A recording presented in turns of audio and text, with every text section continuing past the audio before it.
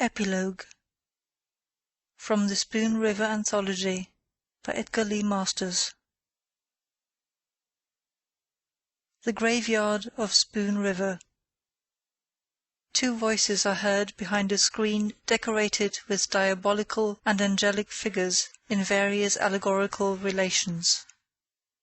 A faint light shows dimly through the screen, as if it were woven of leaves, branches, and shadows. First voice. A game of checkers. Second voice. Well, I don't mind. I move the will. You're playing it blind. Then here's the soul. Checked by the will. Eternal good. And eternal ill. I haste for the king row. Save your breath. I was moving life. You're checked by death. Very good. Here's Moses. And here's the Jew. My next move is Jesus. St. Paul for you. Yes, but St. Peter. You might have foreseen. You're in the king row. With Constantine. I'll go back to Athens. Well, here's the Persian. All right, the Bible. Pray now, what version? I take up Buddha. It never will work.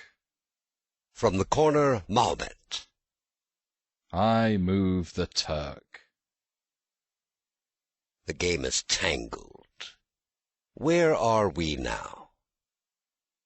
You're dreaming worlds. I'm in the king row.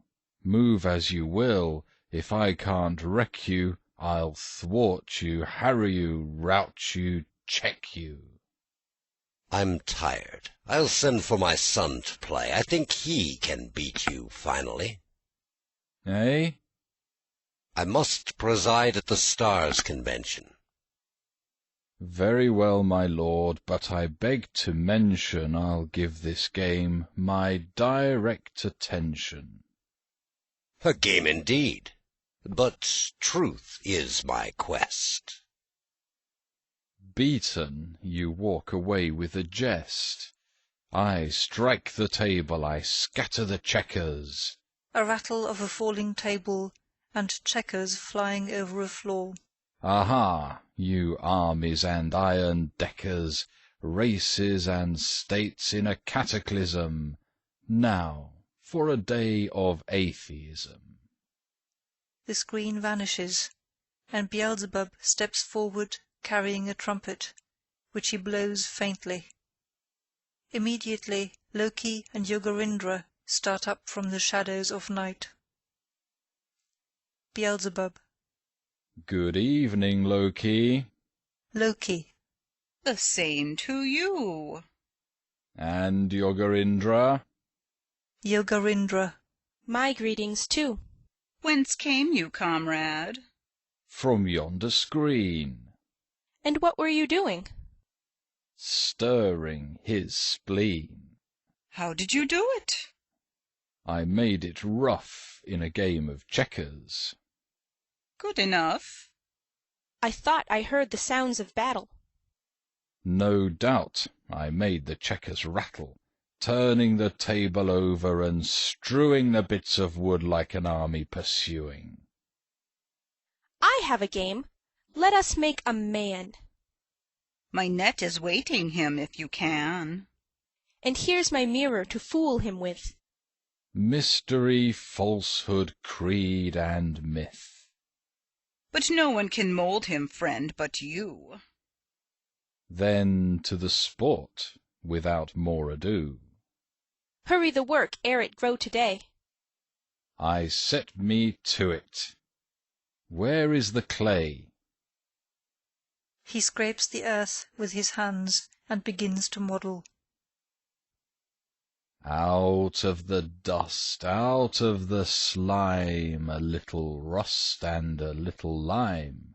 muscle and gristle, mucin stone, braid with a pestle, fat and bone. Out of the marshes, out of the vaults, matter crushes gas and salts. What is this you call a mind? Flitting, drifting, pale and blind, soul of the swamp that rides the wind. Jack-o'-lantern, here you are. Dream of heaven, pine for a star, chase your brothers to and fro. Back to the swamp at last you'll go. Hilloo, hilloo. The valley. Hilloo! Hilloo! Beelzebub, in scraping up the earth, turns out a skull. Old one, now ere I break you, crush you and make you clay for my use, let me observe you. You were a bold one, flat at the dome of you, heavy the base of you, false to the home of you. Strong was the face of you, strange to all fears, yet did the hair of you hide what you were. Now, to re-nerve you. He crushes the skull between his hands and mixes it with the clay. Now you are dust, limestone and rust. I mould and I stir and make you again. Again? Again? In the same manner, Beelzebub has fashioned several figures, standing them against the trees. Now for the breath of life. As I remember, you had done right to mould your creatures first, and stand them up. From gravitation I make the will. Out of sensation comes his ill. Out of my mirror springs his error. Who was so cruel to make him the slave Of me, the sorceress, you the knave, And you, the plotter, to catch his thought, Whatever he did, whatever he sought, With a nature dual of will and mind, A thing that sees, and a thing that's blind? Come, to our dance! Something hated him made us over him, therefore fated him. They join hands and dance. Passion, reason, custom, rules, creeds of the church, lore of the schools, taint in the blood and strength of soul, flesh too weak for the will's control, poverty, riches, pride of birth, wailing laughter over the earth. Here I have you caught again. Enter my web, ye sons of men. Look in my mirror. Isn't it real? What do you think now? What do you feel? Here is treasure of gold heaped up. Here is wine in the festal cup. Tendrils blossoming, turned to whips. Love with her breasts and scarlet lips breathe in their nostrils. Falsehood's breath out of nothingness into death. Out of the mould, out of the rocks, wonder, mockery, paradox. Soaring spirit, grovelling flesh, bait the trap and spread the mesh. Give him hunger, lure him with truth, give him the iris hopes of youth. Starve him, shame him, fling him down, whirled in the vortex of the town.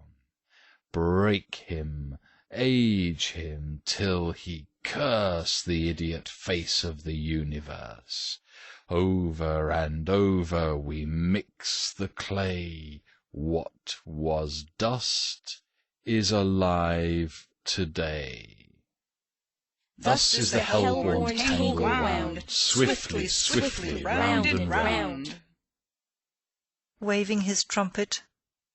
You live, away. How strange and new! I am I, and another too. I was a sunstew's leaf, but now What is this longing? Earth below, I was a seedling, magnet-tipped, drawn down earth. And I was gripped electrons in a granite stone. Now I think. Oh, how alone! My lips to thine, through thee I find something alone by love divined. Begone! No, wait, I have bethought me, friends. Let's give a play. He waves his trumpet. To yonder green rooms go. The figures disappear. Oh yes, a play! That's very well, I think. But who will be the audience? I must throw illusion over all. And I must shift the scenery and tangle up the plot. Well, so you shall. Our audience shall come from yonder graves. He blows his trumpet slightly louder than before. The scene changes. A stage arises among the graves.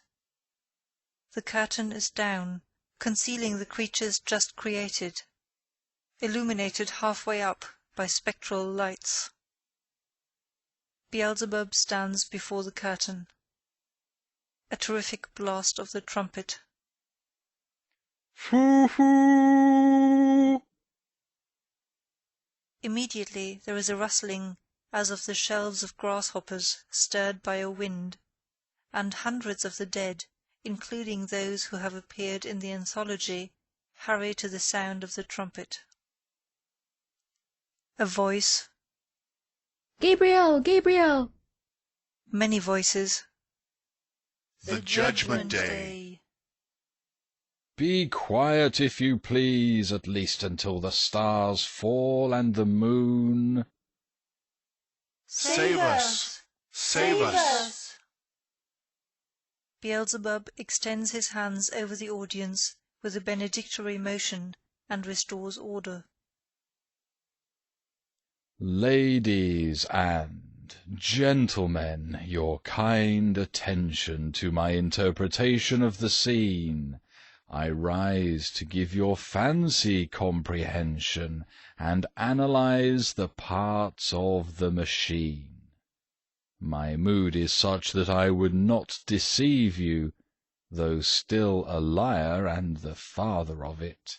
From judgment's frailty I would retrieve you, though falsehood is my art, and though I love it.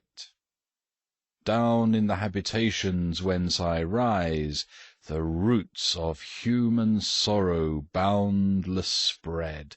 Long have I watched them draw the strength that lies in clay made richer by the rotting dead. Here is a blossom, here a twisted stalk, here fruit that sourly withers ere its prime, and here a growth that sprawls across the walk, food for the green worm which it turns to slime. The ruddy apple with a core of cork springs from a root which in a hollow dangles. Not skilful husbandry nor laborious work can save the tree which lightning breaks and tangles. Why does the bright nasturtium scarcely flower, but that those insects multiply and grow, which make it food, and in the very hour in which the veined leaves and blossoms blow? Why does a goodly tree, while fast maturing, turn crooked branches covered o'er with scale? Why does the tree whose youth was not assuring prosper and bear, while all its fellows fail? I under earth see much. I know the soil. I know where mould is heavy and where thin.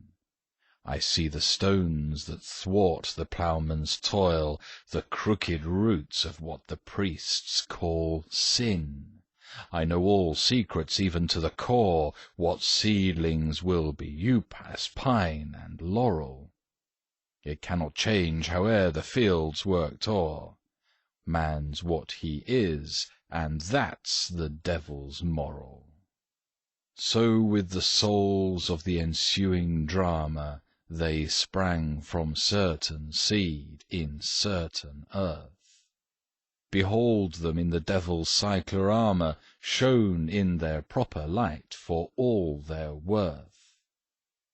Now to my task. I'll give an exhibition of mixing the ingredients of spirit. He waves his wand. Come, crucible, perform your magic mission. Come, recreative fire, and hover near it. I'll make a soul, or show how one is made. He waves his wand again. Party-coloured flames appear.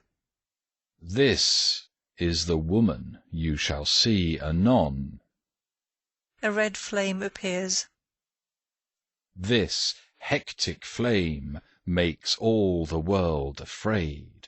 It was a soldier's scourge which ate the bone.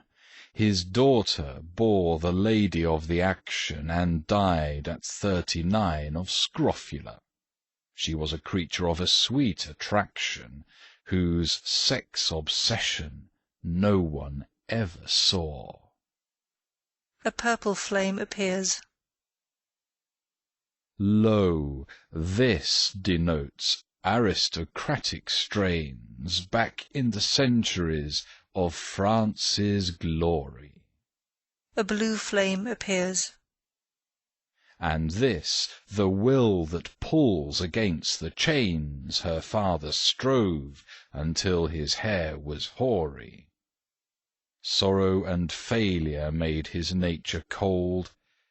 He never loved the child whose woe is shown, and hence her passion for the things which gold brings in this world of pride, and brings alone. The human heart that's famished from its birth turns to the grosser treasures, that is plain. Thus aspiration fallen fills the earth with jungle growths of bitterness and pain.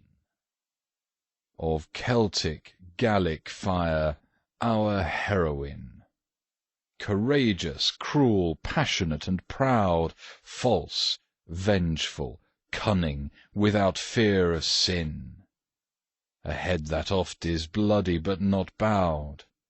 Now, if she met a man, suppose our hero, with whom her chemistry shall war yet mix, as if she were her Borgia to his Nero, 'twill look like one of Satan's little tricks. However, it must be. The world's great garden is not all mine. I only sow the tares. Wheat should be made immune, or else the warden should stop their coming in the world's affairs. But to our hero, long ere he was born, I knew what would repel him and attract. Such spirit mathematics, fig or thorn, I can prognosticate before the act. A yellow flame appears. This is a grandsire's treason in an orchard, against a maid whose nature with his mated. Lurid flames appear. And this his memory distrait and tortured, which marked the child with hate because she hated. Our heroine's grand dame was that maid's own cousin, but never this our man and woman knew. The child in time of lovers had a dozen, then wed a gentleman upright and true. And thus our hero had a double nature. One half of him was bad, the other good. The devil must exhaust his nomenclature, and make this puzzle rightly understood. But when our hero and our heroine met, they were at once attracted. The repulsion was hidden under passion with her net, which must enmesh you ere you feel revulsion. The virus coursing in the soldier's blood, the orchard's ghost, the unknown kinship twixt them.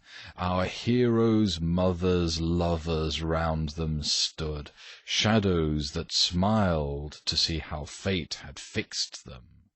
This twain pledge vows and marry, that's the play. And then the tragic features rise and deepen. He is a tender husband, when away the serpents from the orchard slyly creep in. Our heroine, born of spirit none too loyal, picks fruit of knowledge, leaves the tree of life. Her fancy turns to France corrupt and royal, soon she forgets her duty as a wife. You know the rest, so far as that's concerned. She met exposure, and her husband slew her. He lost his reason for the love she spurned. He prized her as his own. How slight he knew her. He waves a wand, showing a man in a prison cell. Now here he sits condemned to mount the gallows. He could not tell his story. He is dumb. Love, says your poets, is a grace that hallows. I call it suffering and martyrdom. The judge with pointed fingers says, "You killed her." Well, so he did, and here's the explanation. He could not give it. I, the drama builder, show you the various truths and their relation. He waves his wand. Now, to begin, the curtain is ascending. They meet at tea, upon a flowery lawn. Fair, is it not? How sweet their souls are blending. The author calls the play Laocoon. Only an earth dream. With which we are done, a flash of a comet upon the earth's stream. A dream twice removed, a spectral confusion of earth's dread illusion. These are the ghosts from the desolate coast. Will you go to them? Only pursue them.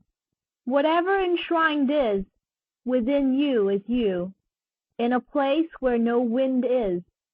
Out of the damp, be ye as lamps, flame-like aspire, to me alone true, the life in the fire. Beelzebub, Loki, and Yogorindra vanish. The phantasmagoria fades out. Where the dead seemed to have assembled, only heaps of leaves appear. There is the light as of dawn. Voices of spring. The springtime is come, the winter departed. She wakens from slumber and dances light-hearted. The sun is returning, we are done with alarms. Earth lifts her face burning, held close in his arms. The sun is an eagle who broods o'er his young. The earth is his nursling in whom he has flung the life-flame in seed. In blossom desire, till fire become life, and life become fire. I slip and I vanish, I baffle your eye. I dive and I climb, I change and I fly. You have me, you lose me, who have me too well. Now find me and use me, I am here in a cell. You're there in a cell?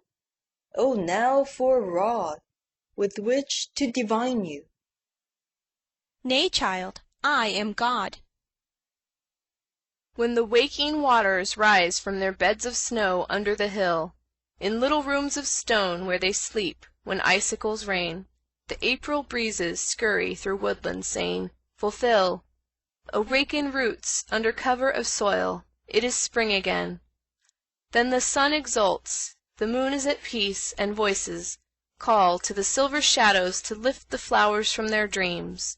And a longing, longing enters my heart of sorrow, my heart that rejoices in the fleeting glimpse of a shining face, and her hair that gleams. I arise and follow alone for hours the winding way by the river, hunting a vanishing light and a solace for joy too deep. Where do you lead me, wild one, on and on, forever? Over the hill, and down to the meadows of sleep. The sun. Over the soundless depths of space for 100 million miles speeds the soul of me. Silent thunder, struck from a harp of fire. Before my eyes the planets wheel and a universe defiles. I but a luminant speck of dust upborne in a vast desire. What is my universe that obeys me, myself compelled to obey a power that holds me and whirls me over a path that has no end? And there are my children who call me great, the giver of life and day. Myself a child who cry for life and know not whither I tend. A million suns above me, as if the curtain of night were hung before creation's flame that shone through the weave of the cloth, each with its worlds and worlds and worlds crying upward for light, for each is drawn in its course to what? As the candle draws the moth. The Milky Way. Orbits unending, life never-ending, power without end. Wouldst thou be Lord, not peace but a sword, not heart's desire, ever aspire. Worship thy power, conquer thy hour, sleep not but strive, so shalt thou live. Infinite depths. Infinite law, infinite life. End of Epilogue and end of Spoon River Anthology by Edgar Lee Masters. This recording is in the public domain.